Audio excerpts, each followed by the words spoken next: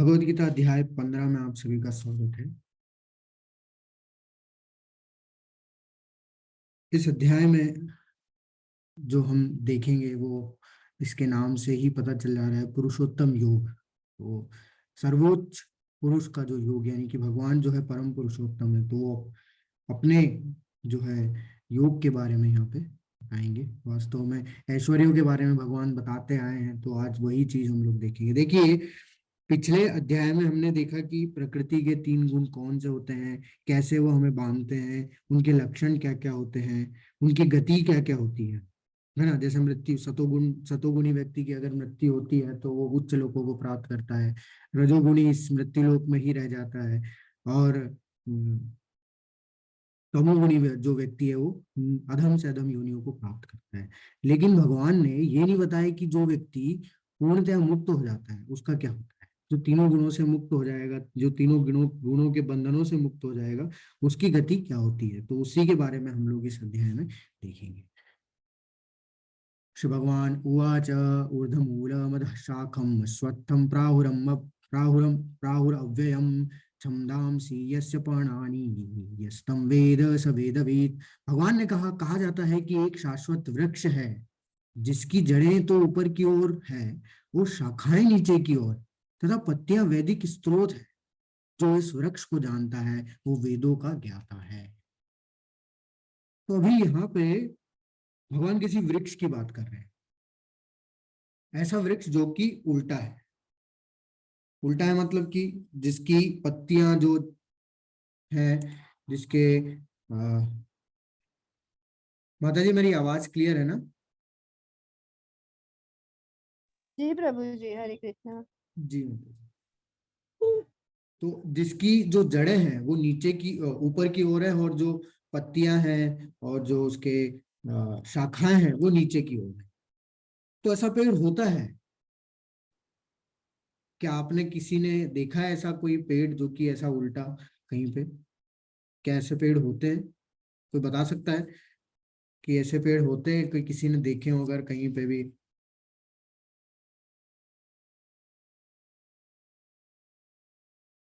जी हरे कृष्णा माता जी। बरगद का पेड़। माता जी वो तो उल्टा तो नहीं होता, लेकिन हाँ उसकी जड़ें नीचे आ जाती है, जड़े, लेकिन हाँ। पेड़ तो उल्टा नहीं होता ना। नहीं, जड़ें जड़े ऊपर की। लटकी हुई होती हाँ है। जड़ें उसकी लटकी हुई होती है। तो जी जी हरे कृष्ण। जी। और किसी ने देखा है? देखिए, देखा सबने। सबने उल्टा पेड़ देखा है। अगर आप किसी नदी के किनारे जाएंगे, तालाब के किनारे जाएंगे, और उसके किनारे पे अगर कोई पेड़ लगा होगा, तो उसकी जो परछाई है वो कैसी दिखेगी नदी में? वो उल्टी दिखेगी। तो वो उल्टा ही तो हुआ एक तरीके से। तो नीचे वाला हिस्सा ऊपर दिखेगा, और ऊपर ऊपर वाला जो हिस्सा है, जो भी जिसमें पत्तियां हैं, शाखाएं हैं, वो सब नीचे की ओर दिखेगी।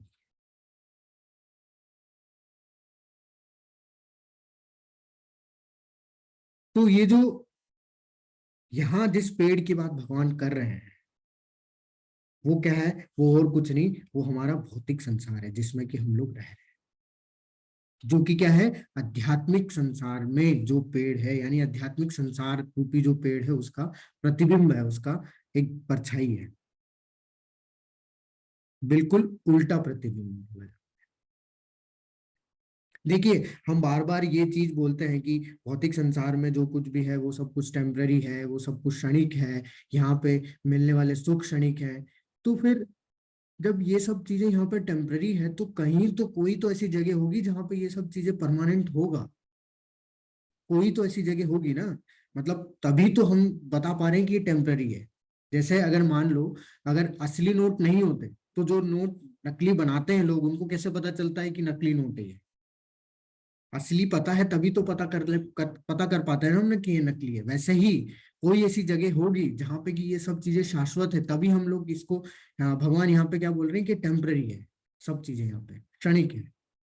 तो वो जगह कौन सी है? वो जगह है भगवान का धाम, जहाँ पे कि भगवान स्वयं निवास करते हैं। तो भगवान यहाँ बता रहे हैं कि जो आध्यात्मिक, जो भौतिक जगत है, वो क्या है? आध्यात्मिक जगत की सिर्फ परछाई मात्र है। अब इसमें होता क्या है, जैसे एक उदाहरण देता हूँ, हम लोग कैसे इसमें अपना जीवन बिता रहे हैं। जैसे एक बंदर है, एक बंदर मान लो आता है वो नदी के किनारे, और नदी में वो जो है पेड़ को देखता है, और नदी में जो पेड़ को देखता है और पेड़ पे उसको फल लगा हुआ दिखता है। अब वो क्या करता है, उस फल को लेने के लिए नदी में कूद जाता है। क्या उसको वो फल प्राप्त होगा? नहीं, उल्टा वो डूब जाए। ठीक उसी प्रकार हम भी जो सुख यहाँ भोग रहे हैं, या भोगने का प्रयास कर रहे हैं, जो भी भोग भोग इच्छा हमारी है यहाँ पे, वो भी क्या है, वो भी उसी बंदर की उस फल की जैसी है। उस फल को हम लोग खाने में हम लोग लगे हुए हैं बंदर के जैसे हैं। तो हम लोग कितना भी प्रयास कर लें, उस बंदर की तरह क्या होगा, हम पानी में डूब ही जाएंगे, हमें वो फल नहीं मिलेगा। क्योंकि वास्तविक फल कहाँ है, कहाँ लगा हुआ है, पेड़ पे। वो हम देख ही नहीं रहे। वास्तविक फल यानी कि वास्तविक सुख कहाँ है, वो भगवान के धाम में है, वो हम लोग देख ही नहीं रहे। और आगे भगवान बता रहे हैं कि इसकी जो पत्तियां हैं वो वैदिक स्रोत है। तो हर किसी, कोई भी जो पेड़ होता है ना, उसको हम लोग क्या है, किससे जानते हैं, उसके पत्तियों से हम लोग पता कर सकते हैं कि ये पेड़ कौन सा है। वैसे ही क्या है कि भगवान बोल रहे हैं कि इस भौतिक संसार को भी वेदों के माध्यम से जाना जा सकता है कि ये कैसा है। तो जो इस वृक्ष को जानता है वो वेदों का ज्ञाता है, और वो जो जान लिया इसको, वो वास्तव में वो वेदों का ज्ञाता हो जाएगा। क्यों? क्योंकि उसको वास्तविकता पता चल जाएगी।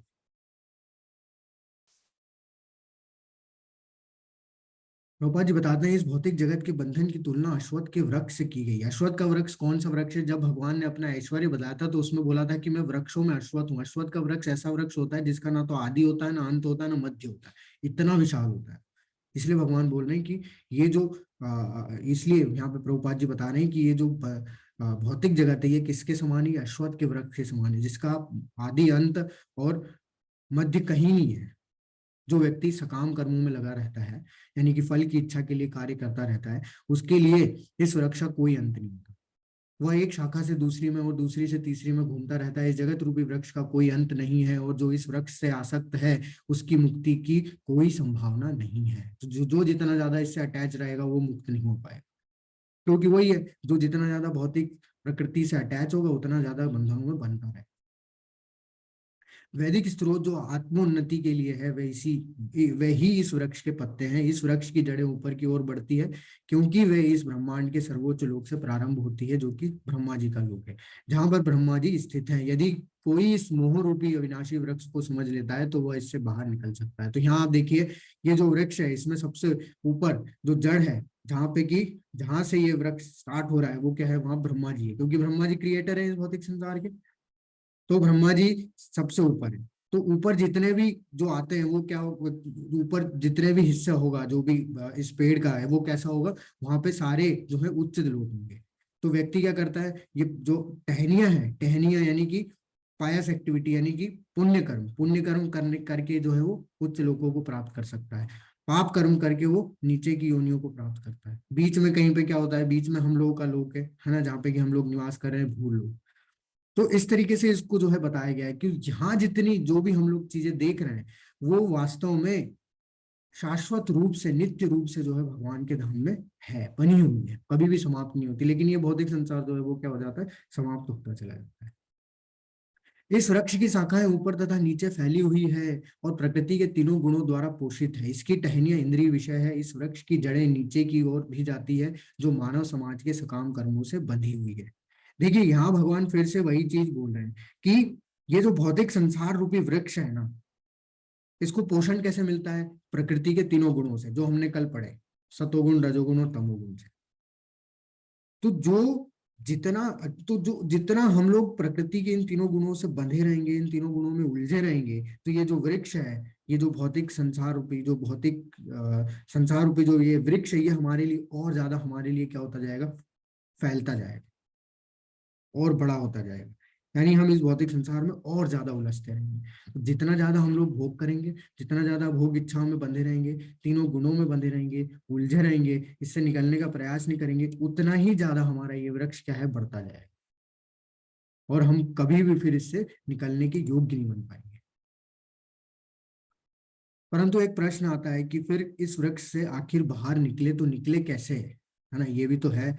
जब भगवत गीता में सॉल्यूशन है तो फिर ये भी बताया होगा, भगवान ने बिल्कुल बताया है कि इस वृक्ष के वास्तविक स्वरूप का अनुभव इस जगत में नहीं किया जा सकता। तो अगर हम लोग साथ इसी जगत में देखना चाहें, इसके वास्तविक रूप को देखना चाहें कि भौतिक संसार कैसा होता है, तो बहुत मुश्किल है कि हम लोग इस जगत में अनुभव कर पाए। कोई भी नहीं समझ सकता है कि इसका आदि कहाँ है, मध्य क्या है और अंत कहाँ है। लेकिन मनुष्य को चाहिए कि इस दृढ़ मूल वाले वृक्ष को विरक्ति के शस्त्र से काट गिराए। तत्पश्चात उसे ऐसे स्थान की खोज करनी चाहिए जहां जाकर लौटना न पड़े, और जहां उस भगवान की शरण ग्रहण कर ली जाए जिससे अनादि काल से प्रत्येक का सूत्रपात तथा विस्तार होता आया है।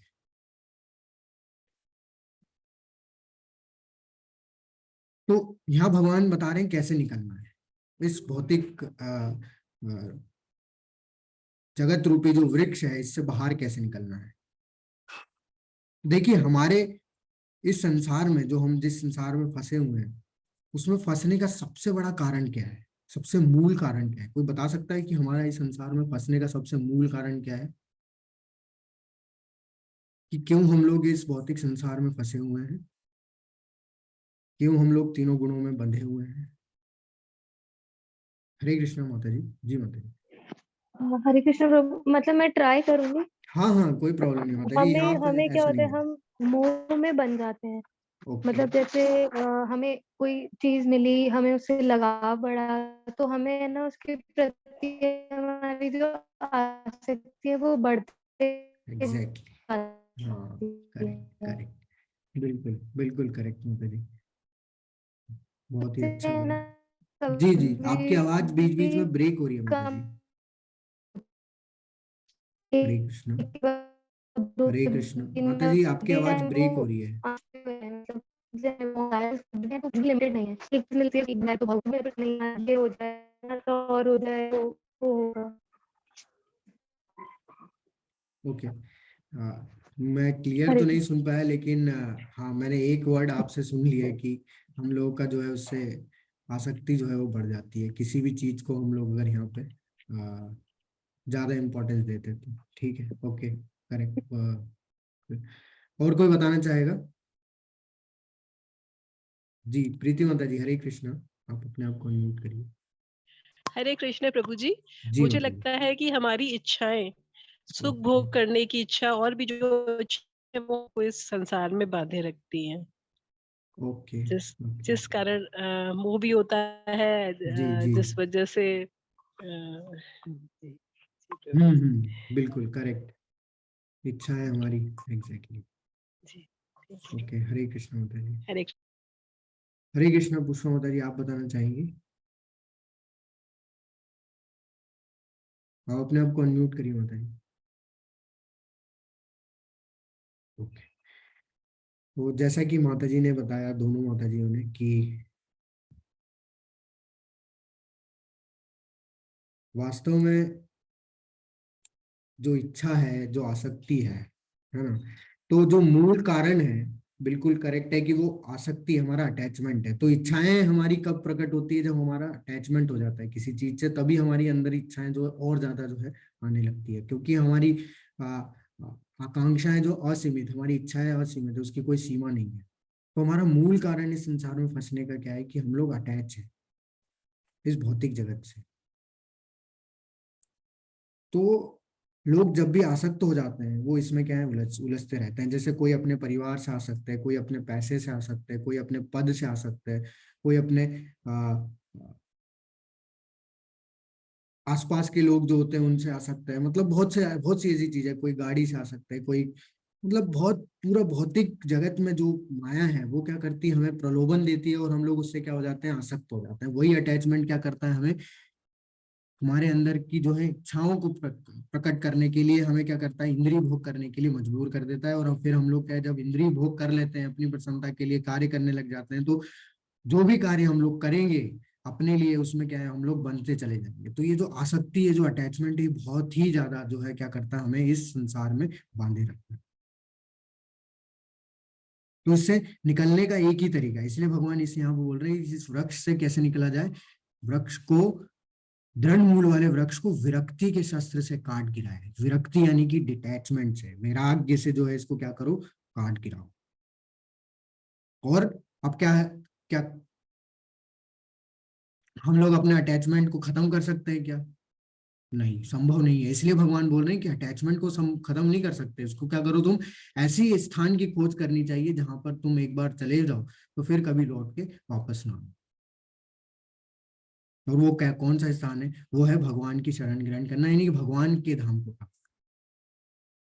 तो देखिए, हमारी जो आत्मा है ना, उसका स्वभाव ही है कि वो क्या करती है, कभी भी शांत नहीं बैठ सकती। जैसे कैसा मतलब है कि अगर कोई व्यक्ति, जैसे आपने देखा होगा ना कि जो आ, चींटियां होती है, चींटियां एक कतार में चलती है, अगर आप उसके सामने कुछ भी रख दो तो वो चलना बंद नहीं करेगी, वो अपना क्या दिशा बदल लेगी। वैसा ही हमारा भी है।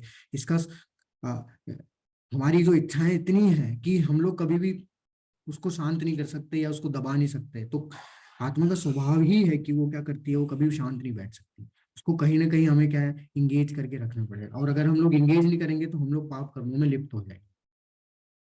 तो यहाँ भगवान हमें ये नहीं बोल रहे हैं कि आसक्ति को त्याग दो, एकदम उसको दबा के बंद कर दो। भगवान यहाँ बोल रहे हैं कि अगर ऐसा होता, मान लो अगर भगवान ऐसा बोलते हैं कि आसक्ति को त्याग दो, तो क्या हो जाता, फिर आत्मा भी जड़ हो जाती ना, मतलब उसका भी कोई अस्तित्व ही नहीं हो जाता फिर तो। लेकिन भगवान यहाँ बोल रहे हैं कि आसक्ति को त्यागना नहीं है। आसक्ति होनी चाहिए, लेकिन किस चीज में होनी चाहिए वो बहुत ज्यादा महत्वपूर्ण है। जैसे मैंने आपको कल बताया था कि जो अर्जुन है उसकी आसक्ति किस में थी, भगवान में थी। लेकिन दुर्योधन और धृतराष्ट्र की आसक्ति किस में थी, राज्य में थी, भोग में थी। तो अर्जुन का क्या हो गया, अर्जुन जो है मुक्त हो गया, लेकिन ये दोनों का क्या हो गया, विनाश हो गया। तो भगवान क्या बताना चाह रहे हैं कि हमारी आसक्ति भगवान से होनी चाहिए, ना कि इस संसार से। अगर इस संसार से आसक्ति होगी तो हम लोग क्या है, इसमें इस वृक्ष में और ज्यादा उलझते चले जाएंगे और कभी भी इससे मुक्त नहीं हो पाएंगे। अब भगवान जो है अपने धाम के बारे में बताते हैं। तो कहीं पे भी भगवान अपने धाम के बारे में नहीं बताते, लेकिन इस अध्याय में जो है अपने धाम के बारे में बता रहे हैं कि न तद भास्यते सूर्यो न शशांको न पावकः यद् गत्वा न निवर्तन्ते तद धाम परमम्। तो वह मेरा परम धाम ना तो सूर्य या चंद्रमा के द्वारा प्रकाशित होता है और न ही अग्नि या बिजली से। जो लोग वहां पहुंच जाते हैं वे इस भौतिक जगत में फिर से लौट कर नहीं आते। यद गत्वा न निवर्तन्ते तद धाम परमम्। एक बार अगर वहां चले गए, वहां से कभी लौट के नहीं आना है। तद धामम परमम्, ऐसा मेरा परम धाम है। तो जो भगवान का धाम है ना, उसमें किसी भी तरीके का द्वंद्व नहीं होता है ना। वहां पे ऐसा नहीं है कि वहां पे दिन रात, अच्छा बुरा, लाभ हानि, ये सब होता नहीं। वहां पे सब कुछ ही अच्छा है। क्यों? क्योंकि वहां भगवान निवास करते हैं। वहां परम सुख, बस वहां सुख ही सुख है, वहां दुख है ही नहीं, क्योंकि वहां भगवान निवास करते हैं। क्योंकि वो क्या है, सच्चिदानंद विग्रह है, वो परम आनंद के स्रोत है। तो वो जिस जगह निवास करेंगे वहां कोई दुख हो ही नहीं सकता। तो जो भगवान का जो धाम है उसमें किसी भी तरीके की कोई लाइट की जरूरत नहीं होती कि सूरज होगा, सूरज उगेगा, आज तो होगा, ये सब नहीं होता वहां पे। क्यों? भगवान के शरीर से निकलने वाला तेज ही इतना है कि वो क्या कर देता है, उनके धाम को प्रकाशित कर देता है। और वो हम लोग देख चुके हैं 11वें अध्याय में कि भगवान के शरीर से निकलने वाला तेज कितना है। तो वही तेज क्या करता है, भगवान के पूरे धाम को क्या करता है, प्रकाशित करता है। और ये चीज ऐसा नहीं है कि भगवान के धाम के बारे में सिर्फ भगवत गीता में, ब्रह्म संहिता में ब्रह्मा जी भी बताते हैं कि भगवान का जो परम धाम है वो कैसा है, वहाँ क्या क्या होता है। बताते हैं, चिंतामणि प्रकर सदमाशु कल्प वृक्ष लक्षावृतेषु सुरभिः विपालयन्तं लक्ष्मी सहस्त्र संभ्रम सेव्यमानं गोविंदमादि पुरुषं तमहं भजामि। ब्रह्मा जी बताते हैं कि जो भगवान का जो धाम है वो चिंतामणि पत्थरों से बना हुआ है, यानी कि वो जिस भी चीज को छूते हैं वो किसी भी धातु में उसको जो है बदल देते हैं। वहां के जो वृक्ष हैं वो कल्प वृक्ष है। कल्प वृक्ष मतलब कि ऐसे वृक्ष जो कि क्या करते हैं, इच्छा के अनुसार, हमारी इच्छा के अनुसार हमें क्या देते हैं, फल और फूल प्रदान करते हैं। सीजनल नहीं होते वो, जो मांगेंगे जिस भी सीजन में जो भी फल मांगेंगे, जो भी फूल मांगेंगे वो हमें। लक्षावृतेषु सुरभि अभिपालयन्तम, वहां पे जो गाय है वो सुरभि गाय है। ऐसी गायें जो कि अनंत मात्रा में दुग्ध देती है। अपने यहाँ जैसी जो भौतिक संसार में जो गायें होती है ऐसा नहीं, सीमित मात्रा में, वो अनंत मात्रा में दूध देती है। लक्ष्मी सहस्त्र संभ्रम सेव्य मानव, वहां पे हजारों हजारों लक्ष्मी भगवान की जो है सेवा में लगी रहती है। गोविंद आदि पुरुषम तमाम भजामि, ऐसे गोविंद आदि पुरुष को मैं जो है प्रणाम करता हूँ। तो ये ब्रह्मा जी भी जो है इसकी पुष्टि करते हैं। देखिए इस संसार में ना भोग करते हैं हम लोग, और जो भी सुख हमें भोग विलास से प्राप्त होता है वो उसको क्या है, वो सब क्षणिक होता है। ये हम भूल जाते हैं। क्यों? क्योंकि हम लोग उसमें इतने ज्यादा आसक्त हैं। देखिए ये संसार कैसा है, ये जो पूरा भौतिक संसार है, भगवान बता रहे हैं दुखालय है ना, दुखों से भरा हुआ है, दुखों का घर है। ये हमें स्वीकार करना ही होगा। और यहाँ पे कभी भी दुख कभी समाप्त तो होंगे ही नहीं, हम कितना भी कोशिश कर ले, अगर हम लोग कुछ नहीं भी करेंगे तो दुख हमें कहीं ना कहीं से ढूंढ के आ ही जाएगा। तो दुख कभी समाप्त नहीं। तो अगर हमें वास्तविक सुख चाहिए तो हमें क्या है, भगवान के धाम ही जाना पड़ेगा, हमारे वास्तविक घर को ही जाना पड़ेगा, तभी हम लोग क्या कर सकते हैं, इस वास्तविक सुख का प्राप्ति कर सकते हैं। देखिए जिस प्रकार से मछली होती है, आपने मछली को देखा है, मछली क्या करती है, मछली को अगर आप बाहर निकाल दें पानी से और उसको आप कितना भी प्रोटीन विटामिन दें, अब उसको भी कितना भी खाना खिलाए, क्या वो जिंदा रह पाएगी? वो नहीं रह पाएगी। क्यों? क्योंकि उसका संबंध पानी से है। वैसे ही हम कितना भी अच्छा कपड़ा पहन ले, अच्छा पैसा कमा ले, हम लोग कितना भी एंजॉय कर ले, पार्टी कर ले, कुछ भी कर ले, हम वास्तविक सुख में नहीं रह पाएंगे, हमें नहीं मिल पाएगा वास्तविक सुख। क्यों? क्योंकि हमारा संबंध भगवान के साथ में, और जब तक हम अपने संबंध को भगवान से नहीं जोड़ेंगे तब तक हम लोग कभी भी सुखी नहीं रह पाएंगे। तो जब तक हम भगवान के धाम, उनके पास वापस नहीं चले जाते हैं, उनसे उनके साथ में जब हम लोग सेवा और कृपा का प्रदान प्रदान नहीं करते, तब तक हम लोग इस भवसागर में क्या है, दुख झेलते ही रहेंगे। देखिए अब कोई बोलेगा कि मैं मार्स पे चले जाऊंगा, वहां पे तो कुछ नहीं होगा। कोई बोलेगा कि मैं जुपिटर पे चला जाऊंगा। आजकल वैज्ञानिक लोग जो है बड़े बड़े क्या कर रहे हैं, यही कर रहे हैं, अलग अलग जो है ग्रहों पे जीवन खोजने का प्रयास कर रहे हैं। तो क्या ऐसा है कि ये जो अलग अलग ग्रह हैं इन पे जन्म मृत्यु का चक्र नहीं होगा? संभव ही नहीं है। क्योंकि भगवान 8वें अध्याय में बता चुके हैं, आ ब्रह्म भुवना लोका, यानी कि सबसे नीचे पाताल लोक से लेके ब्रह्मा लोक तक, ब्रह्म लोक यानी कि सबसे उच्चतम लोक इस भौतिक संसार का, सभी लोग, सभी उसमें क्या बना हुआ है, जन्म मृत्यु का चक्र लगा रहता है। कहीं भी चले जाओ, मार्स चले जाओ, जुपिटर चले जाओ, कहीं चले जाओ, तो जन्म मृत्यु का चक्र तो बना रहेगा। और जन्म मृत्यु का चक्र बना रहेगा तो ये सुख कहीं नहीं मिल पाएगा हमें, दुख हमें झेलने ही पड़ेंगे। तो इससे मुक्त होने का एक ही रास्ता है, भौतिक संसार से मुक्ति और आध्यात्मिक जगत में प्रवेश, भगवान के धाम में प्रवेश। क्योंकि भगवान के धाम में किसी भी प्रकार के कोई जन्म मृत्यु का चक्र नहीं होता, वहां किसी प्रकार का द्वंद्व नहीं होता, वहां सब कुछ क्या है, परम आनंद है। क्योंकि भगवान स्वयं जो है वहां निवास करते हैं, जो कि परम आनंद के स्रोत है। तो भगवान बोल रहे हैं कि एक बार तुम बस आ जाओ, यद गत्वा न निवर्तन्ते, फिर वापिस कभी नहीं जाओगे भौतिक संसार में, ऐसा मेरा परम धाम है। इस बद्ध जगत से सारे जीव मेरे शाश्वत अंश हैं। तो ये बद्ध जगत यानी कि जो बांधे रखता है, तो वो बद्ध जगत इसलिए बोला गया, इस भौतिक संसार को बद्ध जगत भी बोला जाता है। क्यों? क्योंकि वो बांधे रखता है। भगवान बोल रहे हैं कि सब मेरे शाश्वत जीव हैं, शाश्वत अंश, सारे जीव जो है मेरे शाश्वत अंश है। क्यों अंश है, शाश्वत क्यों है? क्योंकि हम लोग आत्मा है। आत्मा किस क्या है? आत्मा, आत्मा का कभी विनाश नहीं हो सकता, वो नित्य है, शाश्वत है, विनाशी है। क्योंकि वो भगवान का अंश है, इसलिए भगवान बोल रहे हैं कि सारे जीव मेरे शाश्वत अंश है। तो बद्ध जीवन के कारण वे 6 इंद्रियों के कारण घोर संघर्ष कर रहे हैं, जिसमें मन भी सम्मिलित है। तो 5 इंद्रियों के साथ साथ ये मन भी जो है क्या कर रहा है, हमें यहाँ पे बांधे रख रहा है। मतलब हम लोग उससे निकलने का प्रयास ही नहीं कर पा रहे, और इस संसार में हम लोग बनते उलझते चले जा रहे हैं, और वृक्ष में क्या कर रहे हैं, हम लोग उलझते जा रहे हैं। जितना भोग इच्छा प्रकट कर रहे हैं उतनी आसक्ति पैदा हो रही है, उतनी आसक्ति के कारण से हम लोग क्या कर रहे हैं, और ज्यादा उलझते हैं। तो हम लोग वास्तविक स्वभाव को भगवान के या फिर अपने को प्राप्त नहीं कर पाए।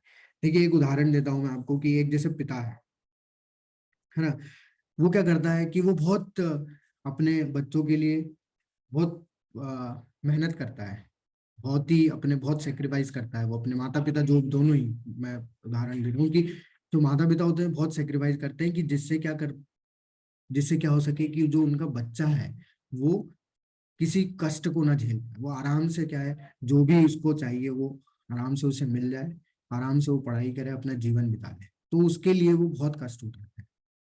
लेकिन मान लो अगर उन माता पिता को ये पता चल जाए कि अरे यार ये जो बच्चा है ये नशे करने में लगा हुआ है, या फिर ये वही गलत पाप कर्मों में लगा हुआ है, गलत कार्यों में लगा हुआ है और पैसे उड़ा रहा है, तो वो जो माँ बाप इतना मेहनत कर रहे हैं उनको कैसा लगेगा? बहुत ही बुरा लगेगा।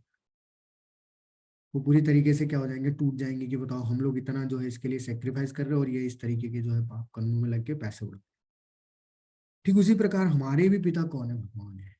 भगवान बताए पिता हमस्य जगतो माता पिता पिता। तो उनका संबंध, उनका जो स्वभाव है वो क्या है? आनंद में रहना हमेशा, क्योंकि वो परम आनंद के स्रोत है। तो वो भी चाहते हैं कि उनके बच्चे भी कहाँ रहे? परम आनंद में रहे। लेकिन हम लोग क्या कर रहे हैं? हम लोग कुछ इंद्रिय सुख के लिए, अपनी इच्छाओं की पूर्ति के लिए क्या कर रहे हैं? उनको छोड़ देते हैं और भोग में लग जाते हैं। मतलब वही एक तरीके से गलत कार्य ही हो गई है, क्योंकि परम आनंद को छोड़ के, जो भगवान ने हमारे लिए सब कुछ बनाया उसको हम लोग छोड़ के क्या है? हम लोग ये क्षणिक सुख में, भोग इच्छा में अपनी इंद्रियों को जो है तुष्ट करने में लगे रहते हैं। अब खुद सोचिए कि भौतिक संसार में जो हमारे पिता है, जो माता है, उनको इतना जब कष्ट होता है कि वो उनके लिए इतनी व्यवस्था करते हैं, तो बच्चे जो है सही कार्य नहीं करता तो उनको कितना कष्ट होता है। तो जो हमारे वास्तविक परम पिता है, भगवान है, उनको कितना कष्ट होता होगा कि बताओ, ये सब परम आनंद के स्रोत हैं, यानी कि ये सब मेरे जो है पुत्र है, और पता नहीं कैसा जो है, किस तरीके का है जो है अपना जीवन जी रहे हैं, यहाँ पे दुखों से जो है भरा हुआ है, दुखों के घर में जो है अपने आप को समझ रहे हैं कि सुख ही सुख है।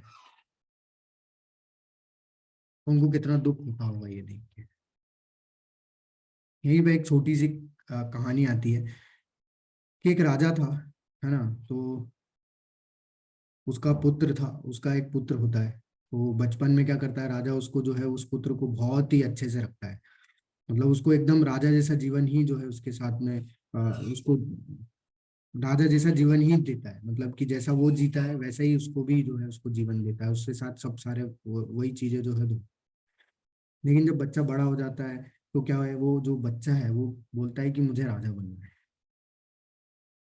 अब राजा बोलता है कि तुम क्यों कष्ट लेना चाहते हो? क्योंकि तुम वैसे ही राजा जैसा जीवन जी चुके हो, जी रहे हो। जो वो मैं तुमको सब कुछ वही दे रहा हूँ, जो मैं जैसा मैं जीवन जीता हूँ वैसा ही तुम्हारे साथ भी हो रहा है। तो तुम एक और कष्ट को क्यों लेना चाहते हो? तुम आनंद भोगो। लेकिन नहीं, वो जिद करता है।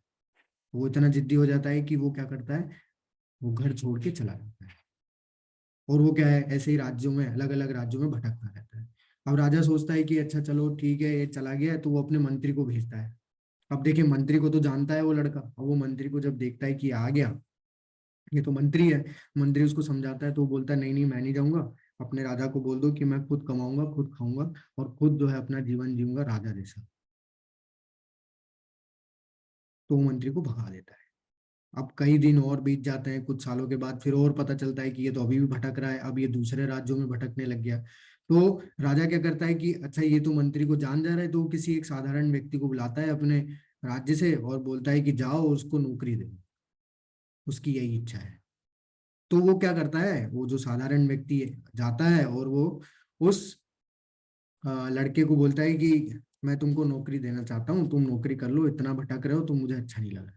तो वो लड़का खुश हो जाता है कि बताओ, बैठे बिठाए नौकरी मिल गई। तो वो बढ़िया से नौकरी करने लगता है, पैसे कमाता है, खूब एंजॉय करता है अपने जीवन को, और एक राजा जैसा जीवन जो है जीने लगता है। लेकिन कुछ समय के बाद उसको एहसास होता है, उसको लगता है कि जब मैं अपने महल में था, अपने पिता के पास था, तो बहुत ज्यादा सुखी था, क्योंकि वहां पे बहुत आनंद था। पिता मेरे को खुद अपने हाथों से खिलाते थे, और वहां पे बहुत हम लोग जो है आनंद का अनुभव करता था मैं।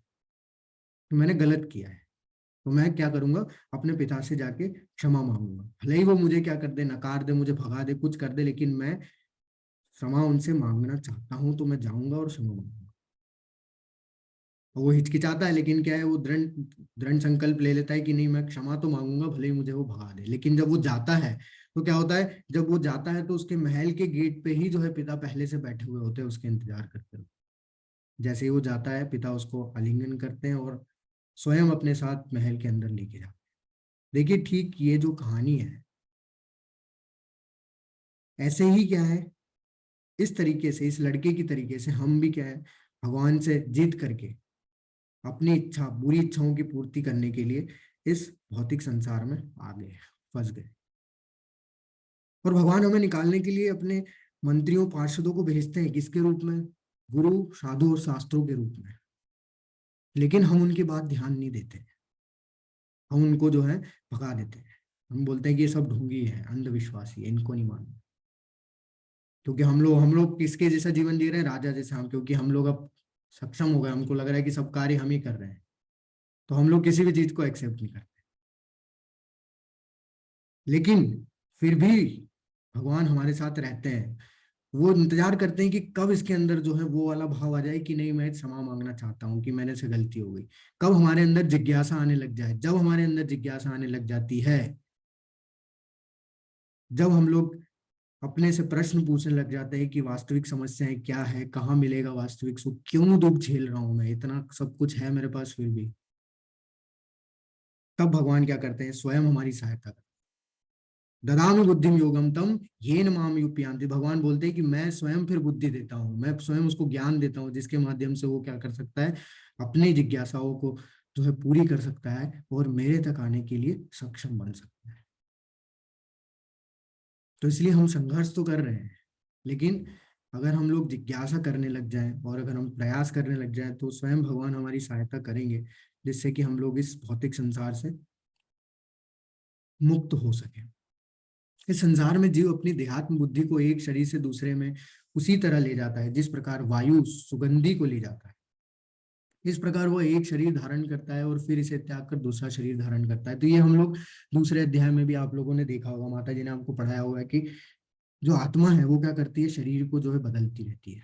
जैसे हम लोग कपड़े बदलते हैं, पुराने कपड़ों को त्याग देते हैं और नए कपड़े धारण करते हैं, वैसे ही जो आत्मा भी क्या करती है, पुराने व्यर्थ के शरीर को त्याग के नए शरीर धारण करती है। लेकिन क्या वो इसी ब्रह्मांड में? नहीं, अनंत कोटि ब्रह्मांड है। तो वो किसी भी ब्रह्मांड में जाके जो है वो शरीर को उसकी इच्छा और उसके कर्म के अनुसार उसको जो मैच करता है, जो भी शरीर उसको वो प्राप्त कर लेती है।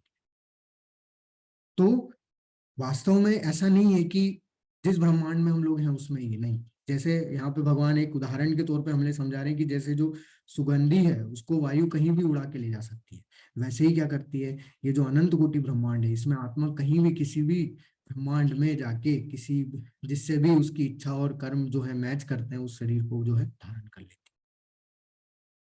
इस प्रकार दूसरा स्थूल शरीर धारण करके जीव विशेष प्रकार का कान, आंख, जीभ, नाक तथा स्पर्श इंद्रिया प्राप्त करता है, जो मन के चारों ओर संकुचित है। इस प्रकार वह इंद्रिय विषयों के एक विशिष्ट समुच्चय का भोग करता है। तो देखिए यहाँ भगवान ये बता रहे हैं कि जिसकी जिस प्रकार की इच्छा होती है, जिस प्रकार के उसके कर्म होते हैं, उसे क्या होता है, उसी प्रकार की विशेष इंद्रियां प्राप्त होती है, जिससे क्या कर सकता है वो कि अपनी इच्छाओं की पूर्ति, अपने भोग की पूर्ति कर सकता है। जैसे उदाहरण के तौर पे हाथी है, अब हाथी को क्या है, ज्यादा खाने की इच्छा रहती है, तो उसको वैसी इंद्रियां मिली है कि जिससे वो ज्यादा खा सके। जैसे पोलर बियर है, वो ज्यादा सो सके, ऐसी उसको इंद्रियां प्राप्त हुई है कि जिससे वो क्या करे, ज्यादा सो सके। तो उस प्रकार वो उस इंद्रिय विषयों के एक विशिष्ट समुच्चय का भोग करने में सक्षम हो जाता है। मूर्ख ना तो समझ पाते हैं कि जीव किस प्रकार अपना शरीर त्याग सकता है, न ही वे ये समझ पाते हैं कि प्रकृति के गुणों के अधीन वह किस तरह के शरीर का भोग करता है। लेकिन जिसकी आंखें ज्ञान से प्रशिक्षित होती है वह सब कुछ देख सकता है। तो वास्तव में हम लोग को ये पता ही नहीं होता कि कैसे ये जो पूरा भौतिक संसार है इसमें क्या क्या चीजें हो रही, क्योंकि एक विज्ञान है, यही आध्यात्मिक विज्ञान है। इसको समझना बहुत ही ज्यादा जरूरी है कि वास्तव में हम लोग शरीर नहीं है, हम लोग आत्मा है। और आत्मा जो है वो क्या करती है, शरीर बदलती रहती है, एक शरीर से दूसरा शरीर धारण करती रहती है। और जब आत्मा की इच्छा होती है, मतलब आत्मा की इच्छा और जो कर्म होते हैं उनके अनुसार उसको फिर एक नया शरीर प्राप्त होता है। और वो शरीर जो है वो किस में बंधा हुआ होता है, प्रकृति के तीनों गुणों में, क्योंकि वो प्रकृति का ही है। तो जब हम भी इसके हिस्से, जब जब जब आत्मा को जब शरीर प्राप्त होता है वो भी तीनों गुणों में बन जाता है। हमें क्या लगता है कि ये शरीर भोग कर रहा है, हम भोग कर रहे हैं। वास्तव में हम भोग तो कर रहे हैं, लेकिन हम खुद जो कार्य कर रहे हैं वो हम नहीं कर रहे हैं। कौन कर रहा है, प्रकृति हमसे वो कार्य करा रही है। तो ये सब चीजें जो जान जाता है वही वास्तविकता में क्या है, ज्ञान से प्रशिक्षित है। नहीं तो वो क्या है, हमेशा इस संसार में बंधा हुआ रहेगा, वो हमेशा कुछ न कुछ जो है उलझता रहेगा। उसको जो है हमेशा जो द्वंद जो है वो परेशान करते हैं कि वो कभी भी अच्छाई या फिर अच्छी चीज को या फिर ज्ञान को कभी भी देख नहीं पाए। तो इसलिए हम लोग स्टार्टिंग में जो मैं प्रेयर करता हूँ, ओम अज्ञानतिमिरान्धस्य में बोलता हूँ, तो हमारे मतलब हम प्रेयर ये करते हैं कि हमारे अंदर की अज्ञानता क्या करें, गुरु के माध्यम से जो है वो समाप्त हो जाए। क्योंकि गुरु ही क्या करता है, हमारे अंदर ज्ञान को जो है प्रकाशित करता है। तभी हमारे अंदर की जो अज्ञानता है वो धीरे धीरे क्या हो जाती है, समाप्त होती है। आत्म साक्षात्कार को प्राप्त प्रयत्नशील योगी जन यह स्पष्ट रूप से देख सकते हैं, लेकिन जिनके मन विकसित नहीं है, जो आत्म साक्षात्कार को प्राप्त नहीं है, वे प्रयत्न करके भी यह नहीं देख पाते कि क्या हो रहा है। तो वास्तव में आत्म साक्षात्कार क्या होता है कि जब हम लोग को ये रियलाइज हो जाए कि हम लोग आत्मा है। अभी तो हम लोग सिर्फ सुने हैं, जानते हैं बस, लेकिन हम लोग को अभी रियलाइज नहीं हुआ है। हम लोग इस पे जी इस सेंटेंस पे जी नहीं पा रहे। ये जो वाक्य है कि हम शरीर नहीं है, हम आत्मा, इसमें हम लोग जी नहीं रहे। हम लोग को पता है लेकिन हम जी नहीं पा रहे हैं। तो जो व्यक्ति क्या करता है, इस चीज में प्रयत्नशील रहता है, उसके लिए तो आसान हो जाता है। लेकिन जो प्रयत्नशील नहीं है, तो उनका मन कभी भी विकसित नहीं हो पाता, वो कभी भी कंट्रोल में नहीं आ पाता। और वो कभी जब कंट्रोल में नहीं आ पाएगा, तो वो वास्तव में उनको ज्ञान भी जो है नहीं प्राप्त हो पाएगा, क्योंकि मन ही इधर उधर भाग रहा है। तो वो वास्तविक ज्ञान उन्हें कभी भी नहीं मिल पाएगा। अब देखिए यहाँ भगवान जो है क्या समझा रहे हैं, बहुत ही महत्वपूर्ण श्लोक है। मैं प्रत्येक लोक में प्रवेश करता हूँ और मेरी शक्ति से सारे लोग अपनी कक्षा में स्थित रहते हैं। मैं चंद्रमा बनकर समस्त वनस्पतियों को जीवन रस प्रदान करता हूँ। भगवान स्पष्ट रूप से बता रहे हैं। देखिए क्या होता है कि अगर आप किसी से भी जाके पूछेंगे कि ये जो ग्रह हैं, ये जो प्लैनेट्स हैं, प्लैनेटरी सिस्टम हम लोग जो देखते हैं, पढ़ते हैं, वो कैसे घूम रहे हैं, वो कैसी अपनी जो है एक्सिस में घूम रहे हैं, कैसे एक दूसरे के साथ में जो है एकदम रुके हुए हैं, टकराते भी नहीं है, ऐसा कैसे संभव हो रहा है। तो कोई भी व्यक्ति क्यों ना, वो क्या बोलेगा कि ये सब विज्ञान के नियमों के आधार पर ऐसा संभव कब क्यों हो पा रहा है, क्योंकि ग्रेविटी है, गुरुत्वाकर्षण के कारण से ये सब चीजें संभव हो पा रही है, क्योंकि विज्ञान के नियम ऐसा बोलते हैं। अच्छा चलिए ठीक है, विज्ञान के नियम जो है बताते हैं ये सब चीजें, लेकिन ये नियमों की तो खोज की गई है ना। जो भी साइंटिस्ट है, उन्होंने इन नियमों को खोजा गया है। तो फिर ये नियम किसी ने तो बनाए होंगे ना, तभी तो कोई व्यक्ति खोजा है। हम लोग क्या करते हैं, हमेशा सर्च थोड़ी ना करते हैं, रिसर्च करते हैं। कोई कोई नियम हम बनाते तो नहीं है, हम लोग सब क्या करते हैं, नियमों को खोजते हैं। तो हम लोग रिसर्च कर रहे हैं, तो वो रिसर्च जो कर रहे हैं हम लोग किस पे कर रहे हैं, जो नियम बन चुके हैं तो वो किसने बनाए हैं। और भगवान उस चीज की यहाँ पे पुष्टि कर रहे हैं कि वो सब मेरे बनाए। तो जो भी इस ब्रह्मांड में हम लोग देख रहे हैं, जो भी हो रहा है, वो सब क्या है, भगवान की शक्तियों के कारण ही हो रहा है। और भगवान वही चीज को यहाँ बोल रहे हैं कि मेरी शक्ति से ही सारे लोग अपनी कक्षा में स्थित रहते हैं। तो आप देख सकते हैं कि जो भगवान की जो बनाई हुई चीज है ना, उसमें कभी भी गलती नहीं होती, उसमें कभी भी त्रुटि नहीं होती किसी भी तरीके में। मतलब आप देख लीजिए, जो प्लेनेटरी सिस्टम है हमेशा वैसे के वैसे ही बने। कभी भी ऐसा नहीं होता कि जुपिटर मार्स से टकरा जाए, या फिर ये कोई अर्थ जो है वो सूर्य में घुस जाए घूमते घूमते। ऐसा कभी हो ही नहीं रहा है। सब अपनी ही एक्सिस पे घूम रहे हैं, सब अपनी कक्षा में स्थित हैं, और कभी भी कोई एक दूसरे से नहीं टकरा रहा। सबकी स्पीड जो है बराबर है।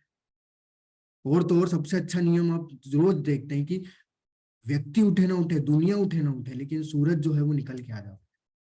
तो जो भी समय होता है जिस भी जगह का, वहां पे वो सूर्य जो है वो उदय हो जाता है। ऐसा नहीं है कि किसी दिन ऐसा हो जाए कि सूर्य नहीं उदय हो रहा, सूर्य हमेशा उदय होता है।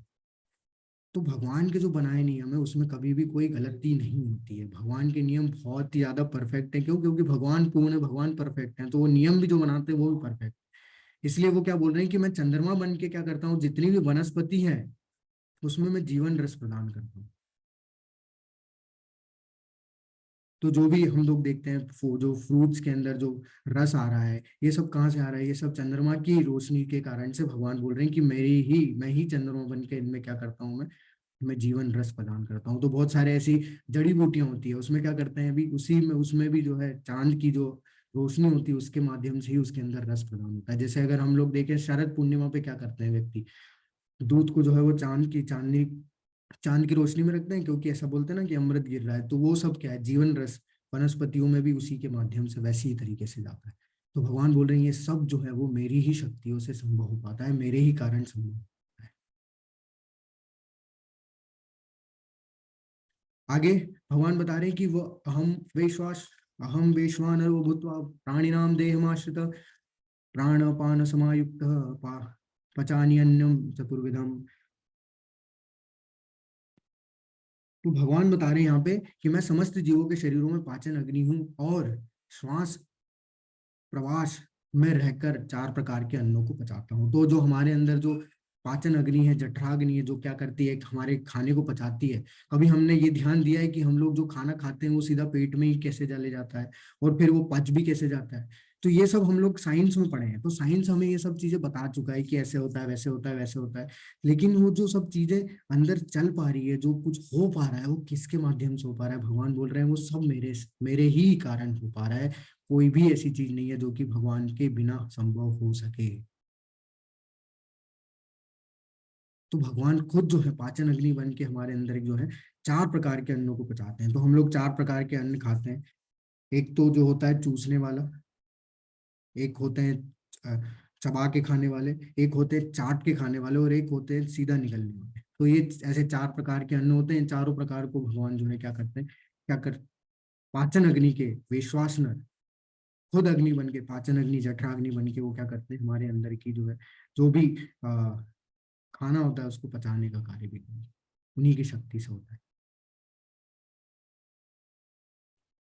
अब सबसे महत्वपूर्ण श्लोक है, क्योंकि अभी तक हम लोग बोलते आ रहे हैं ना कि भगवान हमारे हृदय में स्थित है परमात्मा के रूप में, उसकी पुष्टि कर रहे हैं भगवान।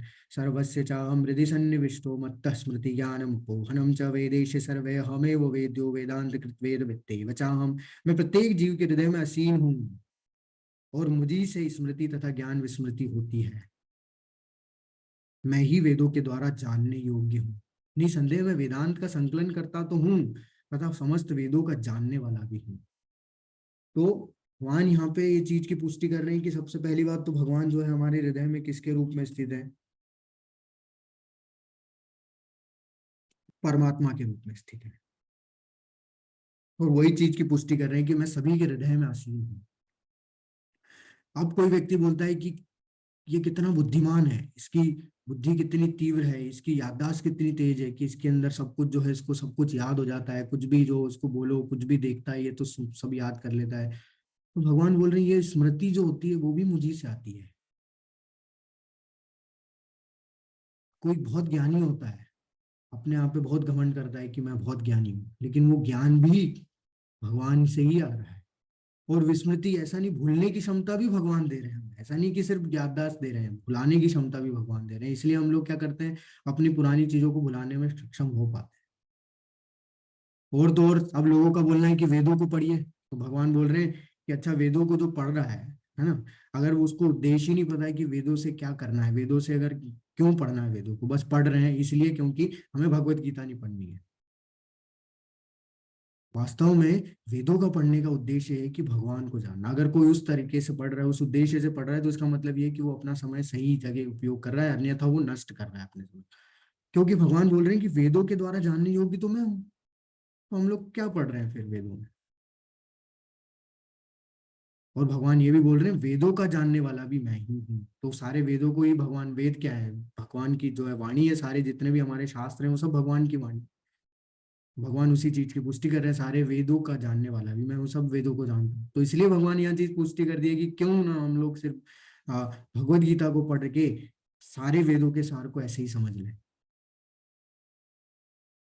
अब देखिए यहाँ पे सबसे महत्वपूर्ण चीज है कि भगवान हमें याददाश्त तो देते हैं, ज्ञान भी देते हैं, लेकिन भुलाने की क्षमता भी दे रहे हैं। तो ऐसे में तो हम भगवान को ही भुला सकते हैं? ऐसा नहीं है। देखिए भगवान हमें जो भुलाने की क्षमता दे रहे हैं ना, भगवान जो भी हमें देते हैं, पहली बात तो ये है कि जो भी हमें देते हैं भगवान, वो एक तरीके से हमारे लिए वरदान होता है ना। तो ये जो भुलाने की क्षमता है ये भी एक तरीके से हमारे लिए वरदान है। क्यों? क्योंकि अगर हमें मान लो अगर ये क्षमता नहीं दी, ये शक्ति हमें नहीं, ये कृपा हम पे नहीं की भगवान ने, तो क्या होगा कि जो भी हमने अपने पुनर्जन्म में किया होगा वो सब हमारी क्या हो जाएगा, हमें याद आने लगेगा, उसकी स्मृति हमें आने लगेगी। और उसकी स्मृति के कारण से हम लोग कभी भी अपने इस जीवन को जी नहीं पाएंगे। जो हम लोग वर्तमान में जी रहे हैं वो बहुत मुश्किल हो जाएगा हमारे लिए, क्योंकि इसी समय हम लोग कुछ गलत कर बैठते हैं तो वो हमारे जो है कई सालों तक साथ में चलता है। कई लोग तो जो है उसी को ध्यान में रखते हुए अपने आप को दोषी मान के जो है आत्महत्या कर लेते हैं। तो जो विस्मृति पुराने समय की होगी वो जब आएगी तो उससे हमारा क्या हाल हो जाएगा, हमारा जीना जो है कितना मुश्किल हो जाएगा। इसलिए भगवान क्या करते हैं कि हमारी जितनी भी पुरानी जो हमने पूर्व जन्मों में जो भी कृत्य किए हैं वो सब क्या कर देते हैं, हिडन कर देते हैं, जिससे कि हमें पता ही नहीं चलता कि क्या किया हमने। और हम लोग अपना नया जीवन जो है वो शुरू कर सकते हैं। हर दिन जो है, जैसे हर दिन आप देखते हैं कि सूरज निकलता है तो एक नई शुरुआत होती है। तो वही है कि हर दिन हम नई शुरुआत कर सकते हैं, कि अगर पिछले हमने कुछ भी किया भुला के उसको नई शुरुआत हम लोग कर सकते हैं। तो वैसे ही भगवान भी है कि हमें स्मृति देते हैं कि हम लोग जो भी पिछले हो चुका है उसको कभी याद ही ना करें, और क्यों ना नई शुरुआत करके हम लोग अपना नया जीवन जी के नए तरीके से हम लोग इस आध्यात्मिक ज्ञान में आगे बढ़ने का प्रयास कर सकते हैं। देखिए, जो भी चीज भगवान ने बनाई है, जो भी चीज हमें देते हैं, उसमें हम वो सब कुछ हमारे हित के लिए ही है। ऐसा नहीं हम लोग को लगता है कि भगवान हमारे लिए बुरा कर रहे हैं, नहीं नहीं, हमारे लिए वो कभी बुरा सोच ही नहीं सकते। कोई पिता अपने बच्चे के लिए बुरा सोचता है क्या? तो फिर भगवान तो परम पिता है कि वो हमारे लिए बुरा सोचेंगे कि इसके साथ बुरा होना चाहिए? भगवान हमेशा हमारे लिए सही सोचते हैं। हम लोग जो प्लानिंग करते हैं वो सब प्रेजेंट को लेके हम लोग करते हैं, लेकिन भगवान की जो प्लानिंग होती है वो हमारे फ्यूचर को देखते हुए जो है प्लानिंग होती है। तो हम लोग को अब कभी पता ही नहीं होता कि वास्तव में हम लोग जो प्लानिंग कर रहे हैं वो सबसे, क्योंकि हमें क्या लगता है, हम लोग अहंकार में तो हमें लगता है कि हम सबसे बुद्धिमान है, भगवान से ही बुद्धिमान है। लेकिन भगवान हमारे क्या है, मित्र है। भगवान बोले सूर्यदम सर्वभूतानाम, भगवान बोल रहे हैं कि मैं तुम्हारा हितैषी मित्र हूँ, हमारे तुम हमेशा हमारे हित के लिए सोचते हैं। तो शायद हम लोग को अगर कुछ नहीं भी मिल रहा होगा, मान लो, तो कुछ से कुछ बेटर ही आएगा। ऐसा नहीं कि उससे खराब आएगा, उससे बेटर ही आएगा। लेकिन वो है कि वो हमारे वो हाथ में नहीं है। वो किसके हाथ में? भगवान के हाथ में। जो जीव दो प्रकार के होते हैं, चूत और अच्युत। भौतिक जगत में प्रत्येक जीव चूत यानी कि अक्षर होता है, और आध्यात्मिक जगत में प्रत्येक जीव अच्युत कहलाता है। तो वही है, जो शरीर है वो क्या है, अक्षर है, वो नष्ट हो जाता है। और जो आत्मा है वो क्या है, नश्वर है। वो कभी वो आत्मा जो है वो अविनाशी है, उसका कभी विनाश नहीं होता। तो आध्यात्मिक जगत में जो जीव है यानी कि जो आत्मा है वो क्या है, अक्षर है, वो कभी भी समाप्त नहीं होती। इन दोनों के अतिरिक्त एक परम पुरुष परमात्मा है जो साक्षात अविनाशी है, और जो तीनों लोकों में प्रवेश करके उनका पालन कर रहे हैं। तो अब तीन चीजें हैं, देखिए, आत्मा अलग है, परमात्मा अलग है, और शरीर अलग है। तो सब लोग को इसमें बहुत कंफ्यूजन होता है। तो वास्तव में इन दोनों से परे कौन है? परमात्मा है, भगवान है, जो कि क्या कर रहे हैं, इस सारे संसार का, ब्रह्मांड का क्या कर रहे हैं, पालन कर रहे हैं। क्योंकि मैं अक्षर तथा अक्षर दोनों के परे हूँ, और चूंकि मैं सर्वश्रेष्ठ हूँ, अतः मैं इस जगत में तथा वेदों में परम पुरुष के रूप में विख्यात हूँ। तो जितने भी वेद है, जितने भी साहित्य, जितने भी हमारे वैदिक शास्त्र हैं, सब क्या है, भगवान को ही क्या बताते हैं, परम विख्यात पुरुष बताते हैं। क्यों? क्योंकि भगवान क्या है, भगवान ही सर्वश्रेष्ठ है। क्योंकि वही चीज वही चीज हम यहाँ पे वो पुष्टि कर रहे हैं इस चीज की, कि मैं ही सर्वश्रेष्ठ हूँ, मेरे अलावा कुछ नहीं है, क्योंकि सब कुछ मुझी पे आश्रित है, मैं सबसे परे हूँ। जो कोई भी मुझे संशय रहित होकर पुरुषोत्तम भगवान के रूप में जानता है, वह सब कुछ जानता है। अतएव हे भरत पुत्र, वह व्यक्ति मेरी पूर्ण भक्ति में रत होता है। तो वास्तव में क्या है कि जो कोई व्यक्ति है, अभी हम लोग को क्या है, बहुत सारे ऐसे डाउट आने लग जाते हैं। डाउट कैसे आने लग जाते हैं कि ऐसा कैसे हो सकता है, ऐसा कोई कैसे बोल सकता है कि मैं ही हूँ, मैं ही हूँ, मैं हूँ। तो भगवान बोल सकते हैं क्योंकि वो है। हम लोग नहीं बोल सकते क्योंकि हम है नहीं, हम अहंकार में, हम लोग को लगता है कि हम लोग हैं, वास्तव में हम लोग कुछ नहीं है, लेकिन फिर भी हम लोग बोलते रहते हैं। तो इसलिए अगर कोई संशय रहित बिना डाउट के अगर ये सब चीजों को एक्सेप्ट कर लेता है, और वो समझने का प्रयास करता है, अपनी जिज्ञासाओं को जो है पूरी करने का प्रयास करता है, तो वो पूर्णतया भगवान की भक्ति में अपने आप को लगा सकता है, रत हो सकता है। हे अनग, यह वैदिक शास्त्रों का सर्वाधिक गुप्त अंश है जिसे मैंने अब प्रकट किया है। जो कोई इसे समझता है वो बुद्धिमान हो जाएगा, और इसके प्रयास पूर्ण हो जाएंगे। देखिए, यहाँ पे भगवान क्या बोल रहे हैं कि ये एकदम गुप्त अंश है। क्यों अंश गुप्त अंश क्यों है? क्योंकि अगर आपने देखा होगा कि जो मीडिया वाले होते हैं वो क्या करते हैं कि वो देखते हैं कि प्रेसिडेंट जो है वो आज इस बार एक बार इजराइल गए हैं, उन्होंने वहां की यात्रा की, उन्होंने अमेरिका की यात्रा की, उन्होंने लंदन की यात्रा की। तो वो बताते रहते हैं कि उन्होंने इस तरीके की यात्रा, लेकिन ये नहीं बताते कि प्रेसिडेंट अपने घर में क्या करता है, उनका घर कैसा है, क्या होता है वहां पे, ये नहीं कभी बताते, है ना। वैसे ही प्रधानमंत्री के साथ भी है। लेकिन भगवान क्या कर रहे हैं, वो सब कॉन्फिडेंशियल होता है। वैसे ही यहाँ पे भगवान जो है वो कॉन्फिडेंशियल है, सब कुछ अपने धाम के बारे में बताया उन्होंने, उनका धाम कैसा होता है, क्या है वहां पे। उसके बाद ये भी बताया कि वहां जाने के बाद कोई वापस भी नहीं आता। तो ये सब कॉन्फिडेंशियल नॉलेज है, इसलिए इसको गुप्तांश बोल रहे हैं। भगवान बोल रहे हैं कि एक ऐसा गुप्त अंश है, सर्वाधिक गुप्त अंश है, जो कहीं नहीं मिलेगा तुम्हें।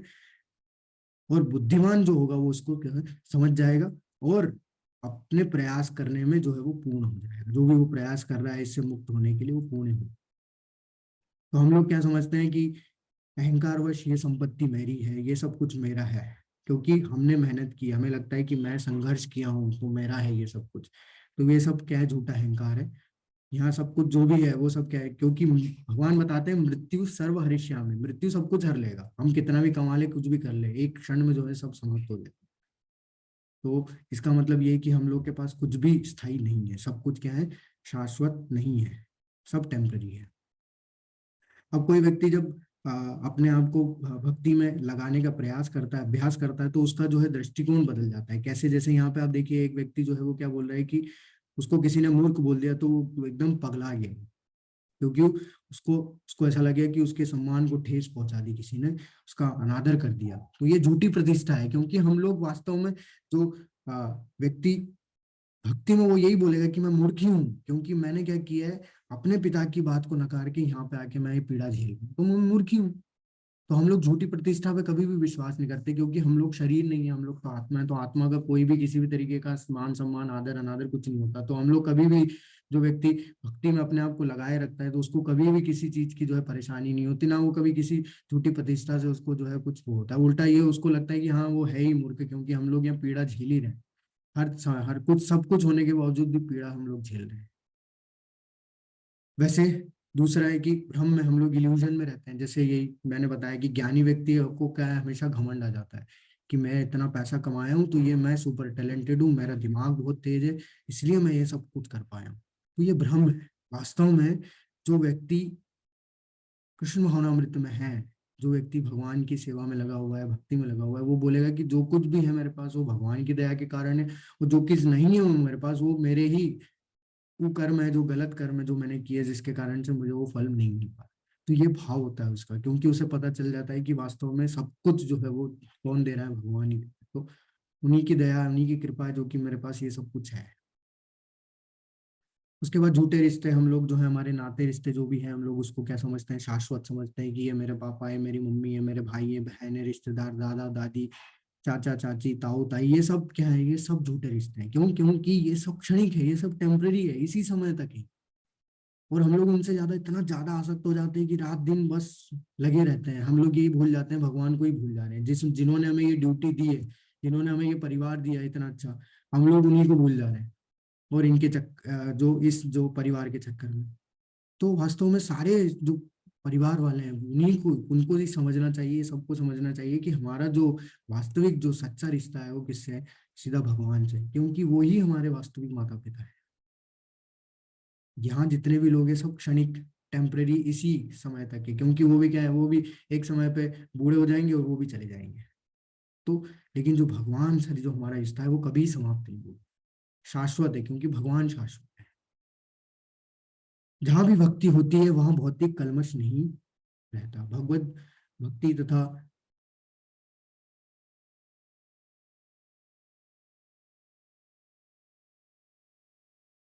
क्योंकि दोनों आध्यात्मिक है। भक्ति परमेश्वर की अंतरंगा शक्ति के भीतर होती है। भगवान सूर्य के समान है और अज्ञान अंधकार है। जहाँ सूर्य विद्यमान है वहाँ अंधकार का प्रश्न नहीं उठता। अतएव जब भी प्रामाणिक गुरु के मार्गदर्शन के अंतर्गत भक्ति की जाती है जो, तो अज्ञान का प्रश्न ही नहीं उठता। तो जैसे मैंने अभी, हम लोग पहले भी चर्चा किए थे कि जब तक हम लोग जो है वास्तविक प्रामाणिक ज्ञान नहीं लेंगे, प्रामाणिक गुरु के माध्यम से ज्ञान लेने का प्रयास नहीं करेंगे, तो क्या होगा, हमारे अंदर की अज्ञानता कभी समाप्त नहीं होगी। लेकिन जो प्रामाणिक गुरु है वो क्या करता है, हमारे अंदर की जो अज्ञानता है उसको क्या कर देता है, समाप्त कर देता है। और जो भी ज्ञान है उससे, जो भी ज्ञान रूपी प्रकाश से क्या करता है, उसको प्रकाशित कर देता है, जिससे हम लोग जो है हमारी जिज्ञासाएं जो पूरी कर सकते हैं। प्रत्येक व्यक्ति को चाहिए कि इस कृष्ण भावनामृत को ग्रहण करें और बुद्धिमान तथा शुद्ध बनने के लिए भक्ति करें। जब तक कोई कृष्ण को इस प्रकार नहीं समझता और भक्ति में प्रवृत्त नहीं होता, तब तक सामान्य मनुष्य की दृष्टि में कोई कितना बुद्धिमान क्यों ना हो, वो पूर्णतया बुद्धिमान नहीं है। अनग का मतलब है हे निष्पाप, पाप से रहित। जब तक मनुष्य पाप कर्मों से मुक्त नहीं हो जाता, तब तक कृष्ण को समझ पाना कठिन है। उसे समस्त कल्मश, समस्त पाप कर्मों से मुक्त होना होता है, तभी वह समझ सकता है। लेकिन भक्ति इतनी शुद्ध तथा शक्तिमान होती है कि एक बार भक्ति में प्रवृत्त होने पर मनुष्य स्वतः निष्पाप हो जाता है। लेकिन जैसे कोई, अब कोई पापी व्यक्ति है, कोई बहुत पाप कर्म कर रहा है, वो ये सोचे कि जब तक वो शुद्ध नहीं हो जाए तब तक वो भक्ति नहीं करेगा, तो वो कभी शुद्ध हो ही नहीं पाएगा, क्योंकि प्रोसेस से पता ही नहीं है। तो ये जो प्रोसेस है भक्ति की, ये शुद्ध करने की ही प्रोसेस है। तो अगर हम लोग जो कर रहे हैं अगर वो करते हुए भी अगर हम लोग लग जाएंगे भक्ति में, प्रयास करने लगेंगे, अभ्यास करने लगेंगे, तो जो पाप कर्म है वो धीरे धीरे धीरे धीरे वो हमसे छूटते जाएंगे। क्यों? क्योंकि हमें उच्च रस का जो है वो क्या मिलने लग जाएगा, फायदा मिलने लग जाएगा। सबसे महत्वपूर्ण बात जिस पर विजय पानी है वो है हृदय की दुर्बलता। पहला पतन प्रकृति पर प्रभुत्व जताने की इच्छा के कारण होता है, दूसरी जो है हृदय की दुर्बलता है कि जब कोई अधिकाधिक प्रभुत्व जताने की इच्छा करता है तो वो भौतिक पदार्थ के स्वामित्व के प्रति आसक्त हो जाता है। इस संसार की सारी समस्याएं इन्हीं हृदय की दुर्बलताओं के कारण है। इस अध्याय के प्रथम 5 श्लोकों में हृदय की इन्हीं दुर्बलताओं से अपने को मुक्त करने की विधि का वर्णन हुआ है, और छठे श्लोक से अंतिम श्लोक तक पुरुषोत्तम योग की विवेचना की है। तो हम लोग क्या है, हम लोग वही है, प्रकृति के जब इन तीनों गुणों में बन जाते हैं तो हम लोग अहंकार के कारण हमें ही अपने आप को क्या समझते हैं कि सब कुछ हम ही कर रहे हैं, हम ही अपने आप को डूअर समझते हैं, कर्ता समझते हैं, और उसके कारण से हम लोग इससे आसक्त हो जाते हैं, और फिर हम लोग इस संसार में हम लोग क्या है, डूब जाते हैं, बहते चले जाते हैं, बंधते चले जाते हैं। तो हमारी क्या है, आसक्ति हमें जो है वो बांधती रहती है। तो हमें वो उसको आसक्ति को हमें दूर दूर करना है और सही जगह पे लगाना है, भगवान की सेवा में लगाना है। तो हम लोग क्या कर सकते हैं, इस भव सागर को आसानी से पार कर सकते हैं। तो हमारा ये अध्याय यही समाप्त होता है। हरे कृष्ण। और आप लोगों का